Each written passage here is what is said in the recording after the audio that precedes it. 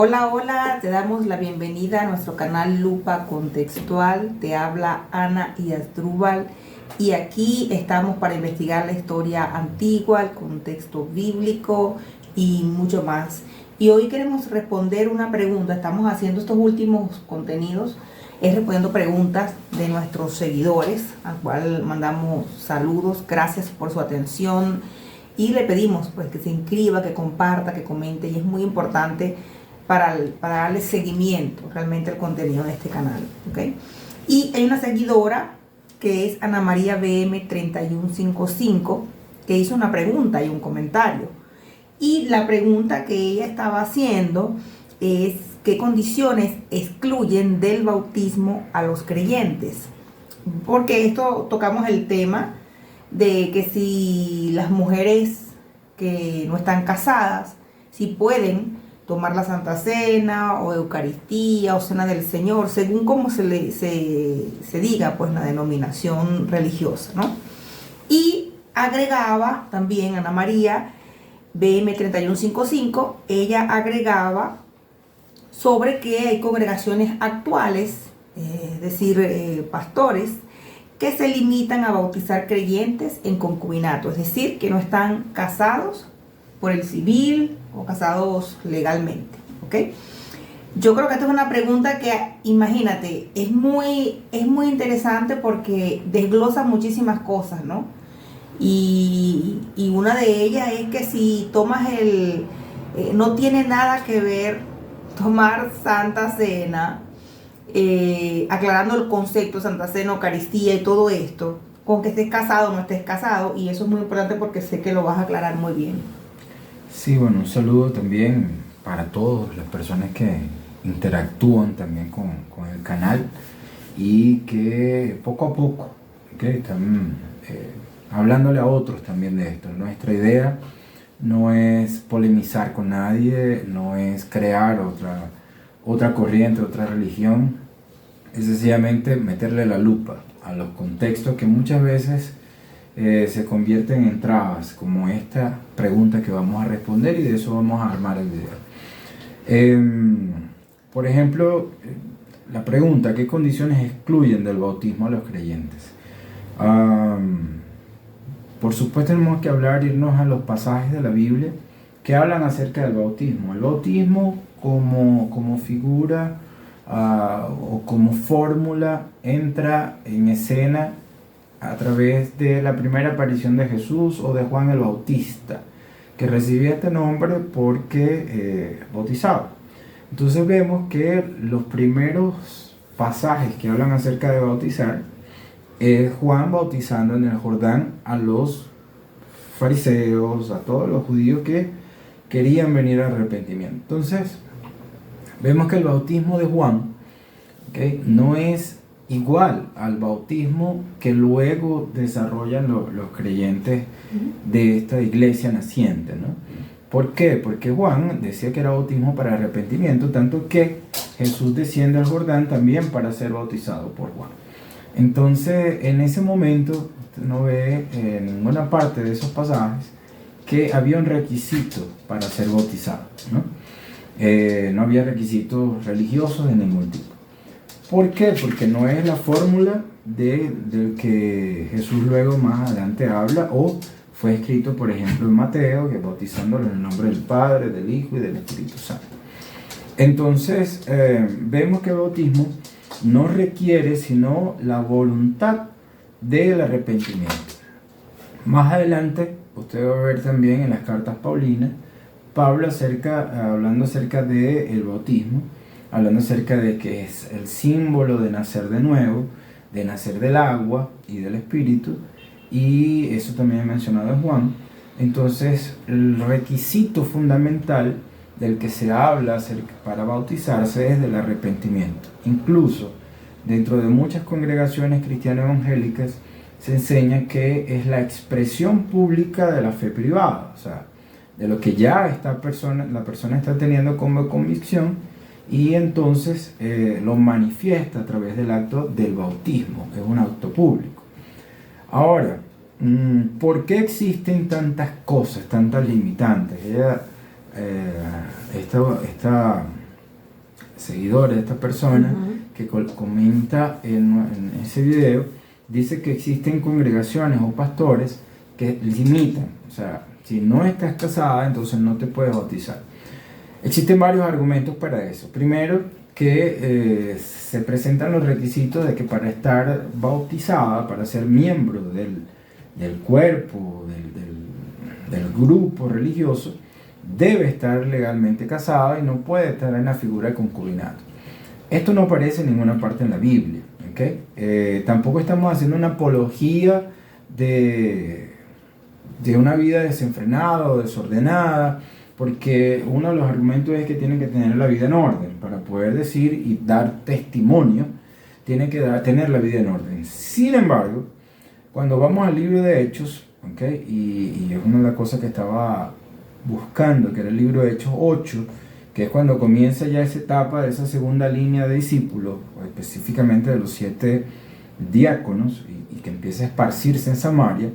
Felipe, que era uno de los diáconos, llega a Samaria y existe un hombre llamado Simón, que practicaba, dice que ejercía la magia en aquella ciudad. Y Simón termina convirtiéndose, ¿okay? Y Simón comienza a estar con Felipe, incluso dice el verso 13, ¿okay? Pero cuando creyeron a Felipe, anunciaba el evangelio del reino de Dios en el nombre de Jesús, se bautizaban hombres y mujeres. También creyó Simón mismo, habiéndose bautizado, está siempre con Felipe. Este hombre que se bautiza, que está siempre con Felipe, vamos a decir que cumplía los requisitos del momento y luego manifiesta una ambición y quiere el don del Espíritu Santo después que los apóstoles lleguen. Entonces, este pasaje es muy importante porque nos deja ver que el bautizarse, ¿okay? No es la garantía de una transformación interna. Porque mismo este hombre siendo bautizado, estando con Felipe, comienza a manifestar su ambición e incluso después es bien reprendido por Pedro cuando llegan los apóstoles.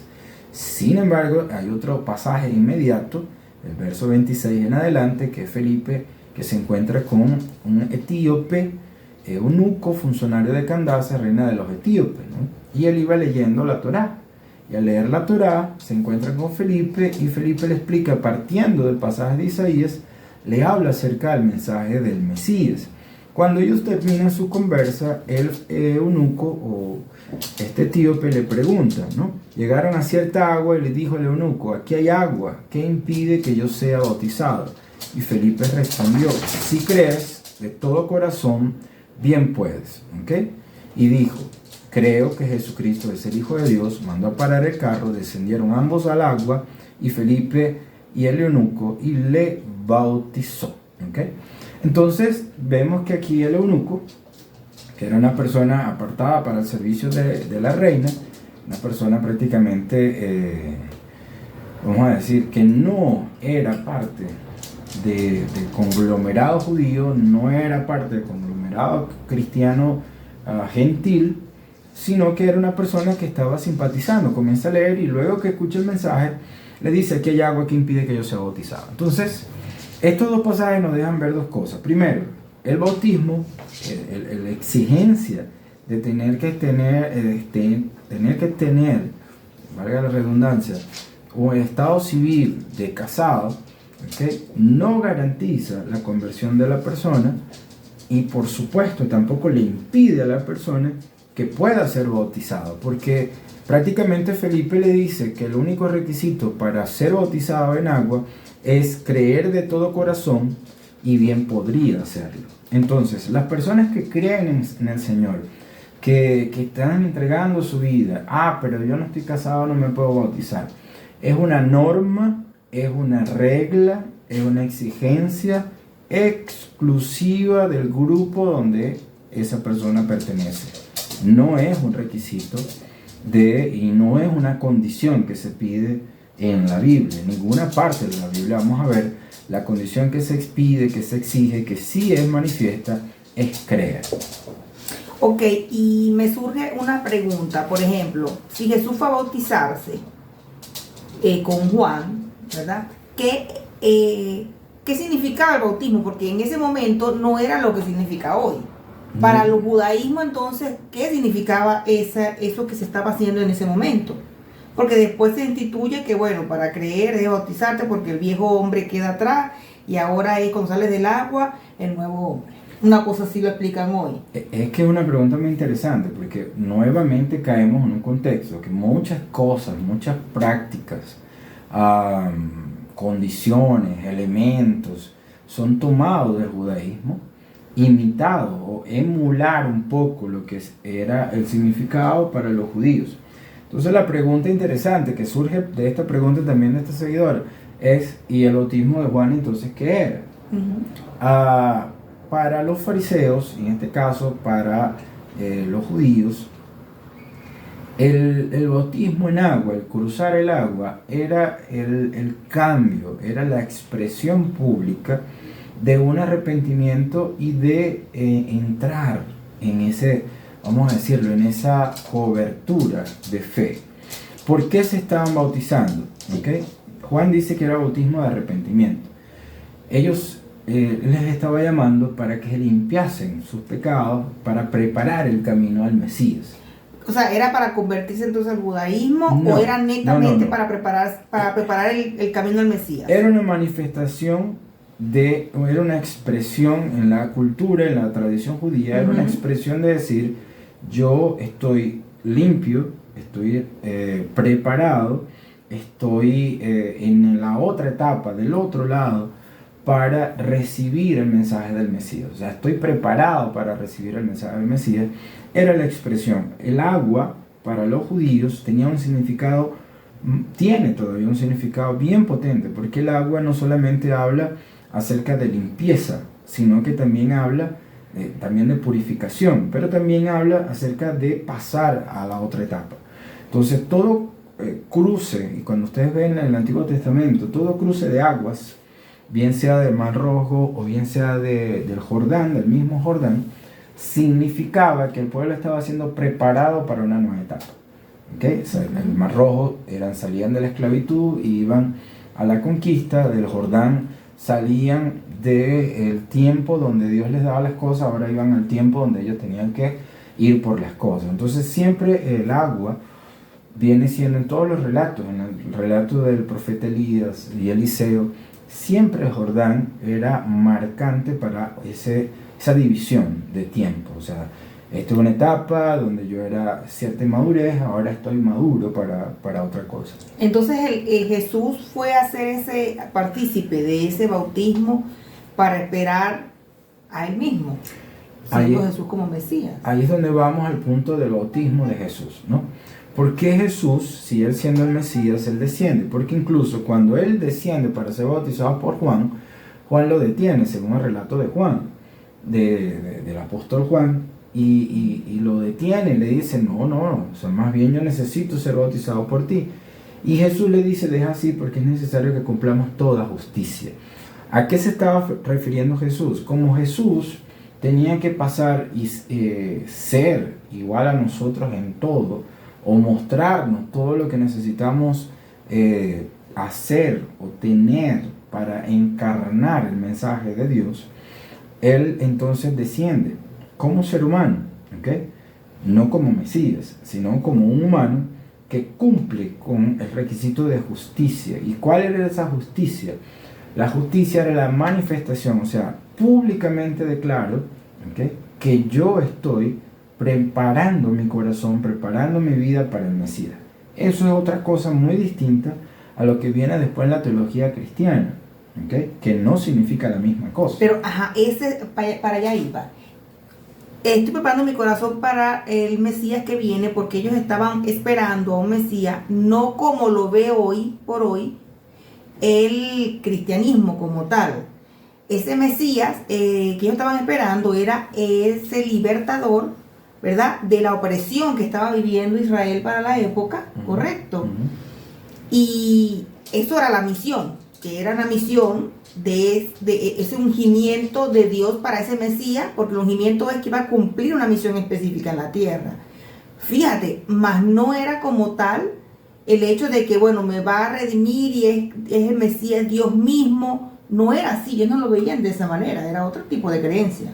Como te dije hace rato, el cristianismo toma muchas cosas para emular el judaísmo, y una religión hace lo mismo con otra. Entonces, por supuesto, el concepto de Mesías para el judaísmo no es el mismo concepto para el cristianismo. Significan dos cosas distintas. Por ejemplo, para el Mesías para el judaísmo era alguien que política y socialmente iba a ocasionar un impacto y que les iba a devolver incluso a los mismos apóstoles, como narra en el Evangelio de Mateo, los mismos apóstoles y en el libro de Hechos, ¿okay?, de Lucas, los mismos apóstoles le preguntan si iba a restaurar el reino de Israel en este tiempo. Era lo que les preocupaba, era lo que ellos esperaban y era la perspectiva que todo el mundo estaba esperando. Entonces, esa pregunta no nos deja ver no solamente, oye, tengo 3 años y medio con ustedes y me van a preguntar todavía por eso. Es que no era equivocada su expectativa, porque era la expectativa general de todos los judíos. Entonces, lo que hizo Jesús mostrar que su mensaje era otro tipo de mensaje, no era lo que ellos estaban esperando, era algo trascendente. Por eso que en el cristianismo Jesús termina siendo el Mesías, no esperan otro. Y los apóstoles, los discípulos de estos apóstoles terminan enseñando que el Mesías realmente no era lo que los judíos pensaban, sino este mensaje que cambiaba la vida por dentro, que la revolución que ellos esperaban era la revolución del corazón, que la restauración del reino no era algo natural, no era de la tierra, sino del cielo. Entonces todo este mensaje termina desviándose y separándose de los judíos. ¿Por qué? Porque ellos espiritualizan la figura del Mesías y los judíos esperan algo terrenal. Y la espiritualizan porque en el momento que ellos esperaban que viniese no sucedió para el momento, para la época. Para ellos era algo del momento.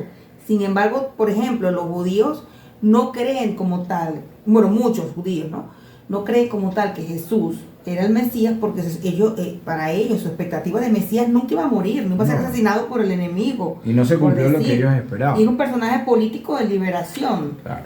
Pero vemos que incluso dentro de los mismos discípulos, no es como que, bueno, vamos a acomodar el asunto porque no se dio lo que esperaban, sino que ellos entendieron después de la muerte de Jesús y lo que narra Lucas en Hechos después del Pentecostés, ellos entienden cuál es el mensaje, y por eso estos judíos, que siguen siendo judíos, Pedro, Juan, Jacob, siguen siendo judíos.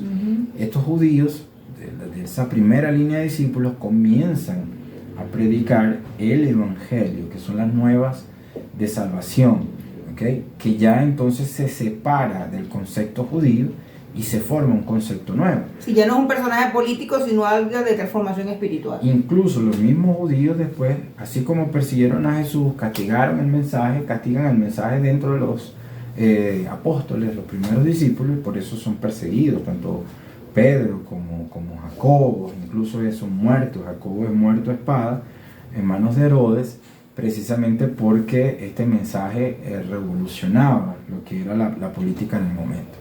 Entonces hay una transición entre el concepto de bautismo de los judíos y el bautismo que luego predican los primeros cristianos, y dentro de ese bautismo de los primeros cristianos aún se mantenía esa fórmula del arrepentimiento, ¿okay? Incluso lo enseña Pablo mucho después también. Ahora, para ser prácticos, ¿por qué se establecen estas reglas en las congregaciones? ¿Por qué hay prerequisitos? ¿Por qué tú tienes que pasar primero por un ciclo de clases, ser entrenado, ser educado prácticamente en la visión de la congregación, de la iglesia? Todos son estrategias, reglas, requisitos establecidos por la misma asociación, por la misma congregación. No son bíblicos. Entonces, esto ha ocasionado mucho daño a mucha gente, porque mucha gente se siente menos y mucha gente termina sintiéndose muy mal y termina pasando por cosas que tienen que hacer tal o cual cosa para poder ser bautizado. Entonces se transforma en un estigma. O sea, la persona que todavía no se puede bautizar porque su esposo no se quiere casar legalmente o su esposa no se quiere casar legalmente, entonces no me puedo bautizar por causa de eso. Entonces comienza a ser un estigma dentro de la congregación y termina creando aquella sensación de no alineamiento, o sea, no estoy identificado, no soy suficiente y produce mayor mal. Ahora, que la persona tiene que poner su vida en orden es un fruto, es un efecto, es una consecuencia de creer. ¿Okay? La persona que cree y dice, mira, yo hice esto, necesito arreglar mi vida, voy a arreglarla de una manera y listo. Pero el apóstol Pablo, cuando escribe, por lo menos cartas como a la iglesia de Corintios, habla y menciona y dice que el esposo es purificado en la esposa. Y está mencionando un esposo que no es creyente. ¿Okay? Te dirá, no, pero está hablando de esposos. Pero es que está algo peor, que es otra cosa que también sale y que en algún momento vamos a hacer un video del asunto del yugo desigual. Entonces, porque no tiene comunión luz con las tinieblas, ni el aceite con el agua. Entonces, pero Pablo hace la concesión y dice que si el esposo que no es creyente no consiente separarse, no se separe, porque él es santificado en la esposa por la oración de la esposa y por la vida de la esposa. Entonces, dentro de la tradición bíblica no existe ninguna condición excluyente para los creyentes para ser bautizados. Solamente, como decía esta Ana María PM 3155, en las congregaciones actuales. Y esto lleva como consecuencia otro problema que se presenta, que el hecho de que, bueno, como no estás casado, entonces no puedes participar de la Santa Cena, y eso fue otra cosa que surgió en el sistema religioso, porque ya, como hablamos en otro video, la Santa Cena no la instituyó Jesús como tal, o la Cena del Señor, Eucaristía, eso surgió ya para el siglo IV después de Cristo. Entonces, menos que menos para excluir una persona, porque esa cena que estaba haciendo Jesús con sus discípulos no era instituyendo Santa Cena de hoy, lo que entendemos hoy, simplemente estaba celebrando la Pascua, y es una fiesta judía que se celebra hasta el día de hoy. Y él estaba siendo partícipe y estaba cumpliendo sus fiestas.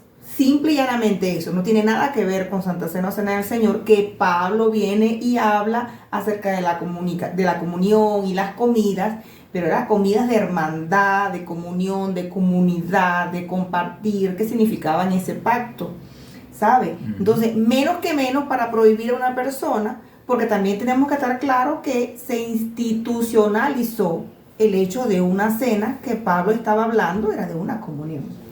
Sí, no, y ese es el problema. Siempre que alguno de estos conceptos se saque, de estos textos se saque de contexto, entonces siempre va a ser usado y mal usado y traiga muchas heridas como consecuencia. Entonces, gracias por la pregunta y esperamos haberla respondido de una manera bien explícita, y les animamos para que sigan comentando, hagan sus comentarios o preguntas, y nosotros con mucho gusto también preparemos para ustedes este contenido.